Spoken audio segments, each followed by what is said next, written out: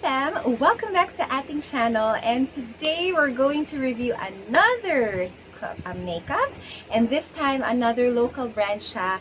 This is the Careline palette, face palette, and their stained lip gloss, like what you see here. I heard so much about these two things and two makeup products, so I can't wait to review it and to try it out for you guys. So, if you want to know my thoughts on these, kung maganda ba talaga siya, if it's worth it, then stay tuned and watch the video. See you then! Okay, first things first, I've already primed my face. Meron na tayong moisturizer, foundation, and nag-bronze din tayo ng very light or nag-contour tayo ng very light. I also did my eyebrows. So for the full list of what I did for this base, I will be writing it down in the description box so you know what products I've used. So, let's go and get this started. I'm very excited. Ang ating first product, itong Careline Full Face Palette Play to Slay. There you go. A few weeks ago ko pa ito napanood from other gurus, but yes, ngayon lang siya naging available sa market. So, I'm very happy to get my hands on this. We got this for 275 pesos. So, what does it claim? Ano yung mga sinasabi niya dito sa box? Sabi, Careline Play to Slay, your ride or die palette that complements multiple skin tones. Create playful looks from this pigmented, easy to blend eyeshadow and face palette. Interesting. So this is, it claimed to be pigmented, easy to blend face palette. So, bakit siya naging face palette? Let's take a look. Meron tayo dito.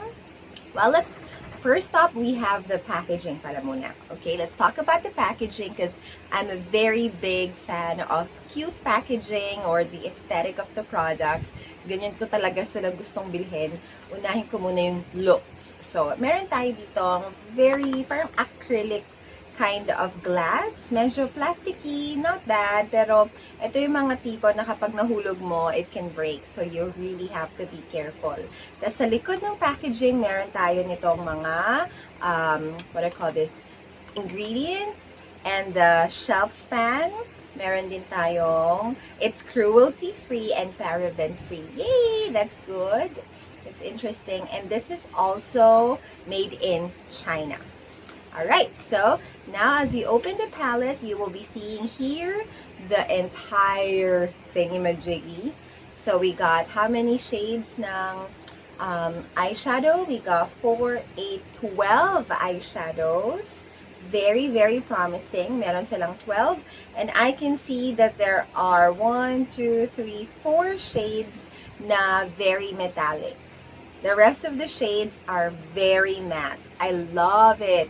Buti na lang may matte sila kasi it's very important at lalo na sa local brand. Before, it was very difficult to find matte eyeshadows. Pero ngayon, they're already working on it. They're already incorporating it sa mga palettes na newly released. So, that's a very good thing na meron na tayong makikitang mga transition shades and other shades. Also, over here, we have our 2 blushes. And this big pan of highlights. I don't even know when you'll be able to finish this. Pero ang laki-laki niya, guys. Compared mo siya dun sa mga pans ng ating mga eyeshadows. But for the eyeshadow pans, very promising nga. Hindi siya super liit. And I don't think you will have a hard time, you know, digging your brush in. Kasi nga, may enough spaces siya per palette, per shade. And malaki-laki naman siya. Hindi naman siya super liit na mahihirapan ka. Even your finger can fit in this particular pan or itong eyeshadow part na to. Yay!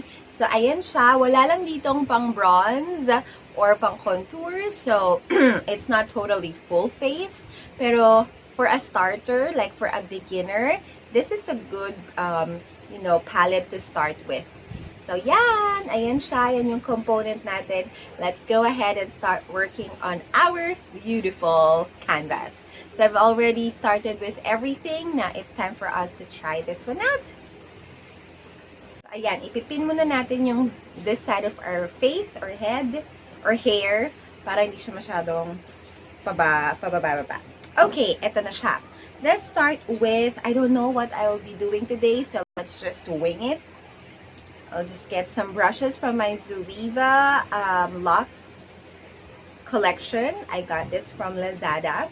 So, ang unahin natin perhaps would be a very good transition shade. Oh, by the way, one part would be with a primer and the other part will be without a primer for you guys to see kung yung opacity nila and the pigmentation na pinapromise ng Careline. So, wait a minute. I'll just get my concealer to prime my eyes.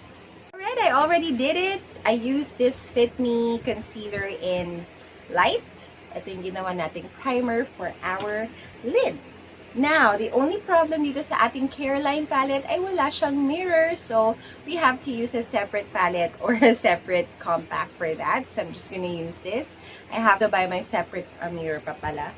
Hindi ako mahirapan kasi ito na lang lagi kong gamit. Anyway, okay, so we will start working on this shade over here. That's just below this beautiful orange.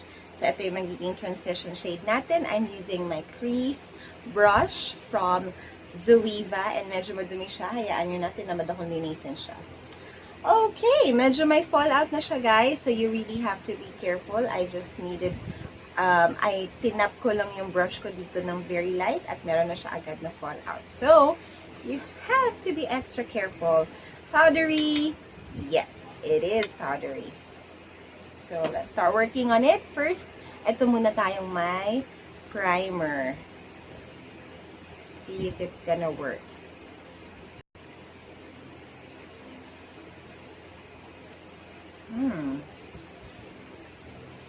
Yeah, it's showing up. Not bad. Kailangan lang natin ng mga few dips para ma-build pa natin yung color. So, with the primer, it's showing up. And let's try it without the primer.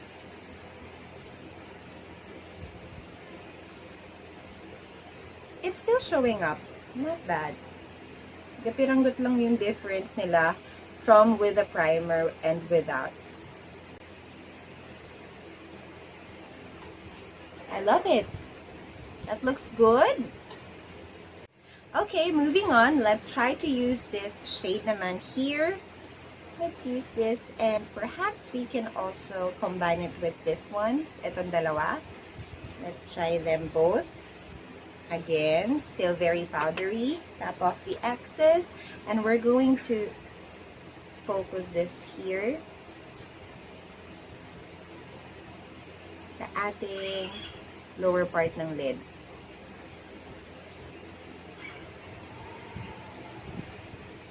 Medyo hindi ko lang makita yung difference between the shades that I've used earlier. So, kailangan pa ng konting pigmentation, Careline, so that ma-distinguish siya ng user kung ano na bang shade yung in-apply natin. So, ngayon, nagmumukha silang lahat na brown, even though iba-ibang shade siya eh. Oh, ito nga may pagka-reddish na siya eh. So, I'm expecting more to see that color more. So, ayan. Once you pack it in, lumalabas naman siya. So, pack. Ganon. And then, blend. Okay, I also drag the colors here using this brush para mag-create tayo ng halo eyeshadow later on. Pero gusto ko pa ng konti pang intensity. I want more intensity. So, we're going to use the darkest of them all. This one. And let's apply that sa ating crease. And even dito sa inner part ng ating eyes. Using this brush from Zoeva. This is the concealer brush. Pero, I'm gonna use it to buff sa ating crease. As much as possible, let's try to use all the shades. Why not? Ganda oh. It's showing up so well. Itong dark shade. I like it. Alright, so far, ito na yung ating eye look. Very smoky yung ginawa natin today. And then I'll just do a highlight thingy here, halo. We will put what do you call this? Concealer again dito sa gitna. And then we will use the metallics of this palette. I'm so excited! So I'll just do it off cam and I'll be back. Okay, now that I have that, the center of my lid, let's use a very beautiful metallic shade. I think I like this one. So I'm just gonna use my fingers for that para mas bongga.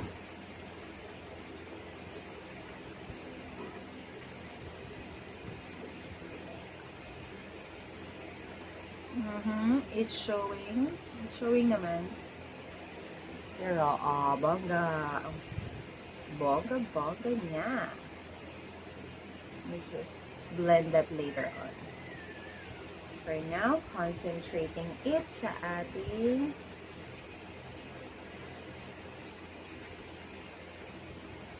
gitna. There we go. I'm just gonna finish up the eye look, do it here using the same shades that we've used, and we're going to put on mascara and eyeliner and false eyelashes, and then I'll be back. There you go, we're done with our eyeshadow. I'll be sharing with you my thoughts on this later on. For now, let us do our cheeks. So, meron tayo dito blushes. Ayan, dalawa sila. Meron tayong super hot pink na blush and baby pink na blush. I don't use yung mga ganitong shades ng blushes, pero let's see. Okay, let's use the blushes. This one probably, itong pinkish. So, medyo gilid ng ating cheeks. Let's see if that will work.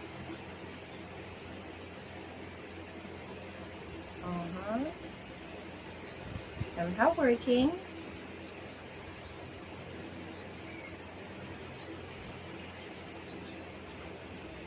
It's yung medyo light. Lagyan natin siya dito sa apples ng ating cheeks. Go to the stained gloss. Ito. So, sabi dito, it's a stained gloss and it's non-sticky and it changes, the color changes upon application and it's long-lasting. So, let's give this a try. This, by the way, is only 125 pesos. We're almost done with this Careline review, so let's go play with this one. Again, this is the Careline Stained Gloss. It only has one shade, so you don't need to worry. Wala akong color or lip color. So, I'll just try to remove any kind of thing on my lips. And let's use this. Smells good.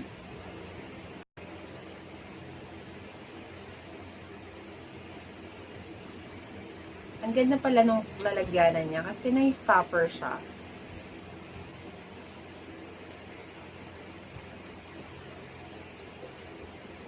Ooh, it's changing. I hope you can see that. Ayan na siya, guys.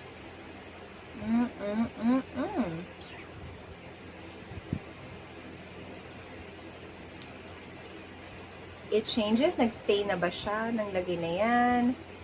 We won't know. But, yeah. Definitely, nag-iba siya ng shade from this one to this one. So, there is truth to it. Hindi din siya greasy and hindi siya tacky. It smells good. I like it and it's so easy to apply. It's so easy to apply. So this is okay. This is the stained gloss of Careline. Oh, by the way, before I forgot, we will be doing our highlight. Using this one. Let's see how beautiful this highlight is.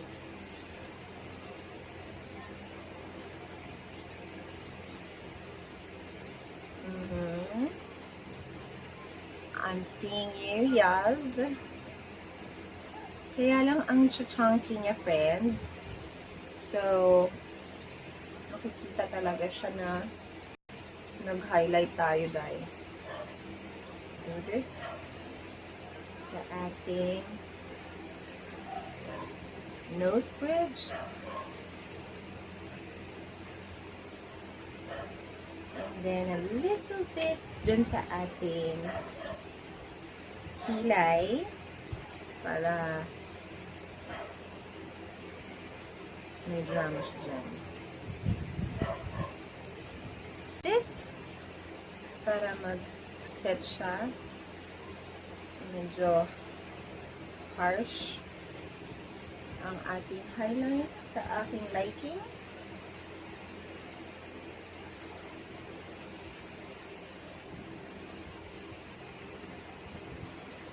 There you go, my friends. So this is our completed Careline makeup look. So let me just show you again.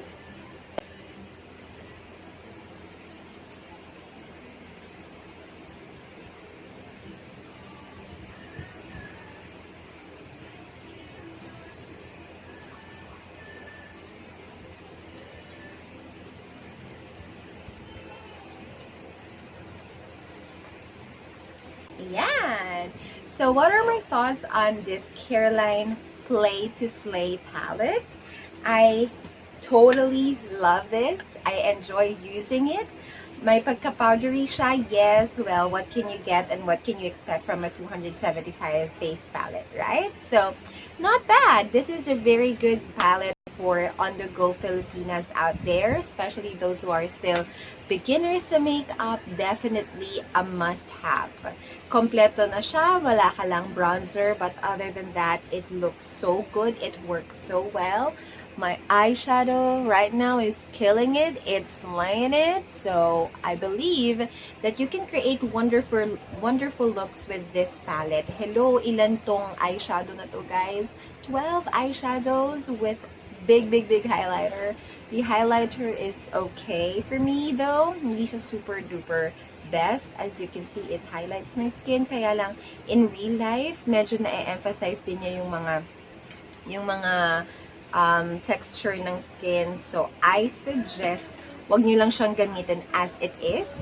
What I did was I used my sponge and then I just dabbed it to just make it kind of sink into the skin so hindi din siya mukhang patchy. So, ayan siya. Sa morena skin, it looks kind of obvious. So, medyo itat nyo siya nito para maging maset siya ng properly. So, ayun siya. The blushes, hindi nyo siya masyadong ma-appreciate sa ating camera right now, pero it looks really nice. It looks fresh. So, I like it. Hold on, let me try it. No, it's not working, but I really like it as well. So, the eyeshadows, medyo powdery, but easy to blend. You just need to build it up. But it's a no-brainer. It's super duper easy to use. It's not patchy. It's not, you know, those eyeshadow palettes na super cheap, na wala ka makuhang pigmentation. It is pigmented, but yes, the only thing is that you have to pack it in para makuha mo yung opacity na gusto mo. Alright? So, other than that, so in love with this. I like this. I'm going to use this every day. I'm going to bring it with me every day. I'm gonna rock this palette and get the most out of it. That's our baby again, whistling and, you know, shouting. I'm so sorry. She's already awake. So anyway, ayan siya sa ating Play to Slay palette. You better get this. It's a must. Another one would be the Careline Stain Gloss. It's good. It does its job. Nothing spectacular though. Can get a bit patchy if you can see that. It's a bit patchy, so if you want to make use of this like a topper, I haven't tried that. So yeah, I'm not a lip gloss fanatic either, so I can skip this. This is 125. So if you're not a lip gloss collector or a lip gloss user, then you can skip this. This is nothing very special. Pero, ayun na siya. Alright, so my family members are all awake now. They're already making a lot of noises. I better stop talking, and I'll see you again on my next video. I hope you enjoyed this tutorial and this, you know, first impressions type of review here for this Careline palette and lip gloss. I can't wait to review new products. There are so many coming out soon, like the BLK. I want to try that soon, so please do stay tuned because that's going to happen next. Ooh, ooh, ooh. There you go. Thank you for watching. I'll see you again on my next video, fam. Have a wonderful, wonderful day ahead of you. Bye-bye!